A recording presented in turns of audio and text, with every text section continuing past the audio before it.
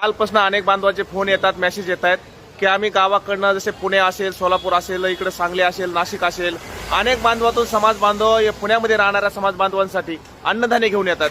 पण ते अन्नधान्य घेऊन येणाऱ्या मुंबईमध्ये गाड्या, आजूबाजूला जे पोलीस आहेत, प्रशासन आहे, ते प्रशासनातर्फे ते गाड्या अडवल्या जातात. मग प्रशासन म्हणते आम्ही कसल्याही प्रकारची अडवणूक केली नाहीये. मग बांधवांना या व्हिडिओच्या माध्यमातून मला तुम्हाला एक संदेश द्यायचा आहे. ज्या प्रशासनाने ज्या ठिकाणी तुमची गाडी अडवली आहे त्या ठिकाणी तुमचा व्हिडिओ काढा. कसल्या प्रकारे तुम्हाला अडवणूक केली त्या ठिकाणी सुद्धा तुमचा एक व्हिडिओ काढा. ज्या ठिकाणी तुम्हाला टॉयलेटची व्यवस्था नाही, पाण्याची व्यवस्था नाही, लाईट बंद केली आहे, प्रशासन म्हणते आम्ही कसल्याही प्रकारची अडवणूक केली नाही. ज्या ठिकाणी तुमची अडवणूक होईल का त्या ठिकाणचा तुमचा व्हिडिओ काढा, तुम्ही स्वतः शेअर करा आणि आम्हाला देखील टाका. हा, आणि याच्याही पुढे सरकार म्हणते आम्ही कसल्याही प्रकारची अडवणूक केली नाही.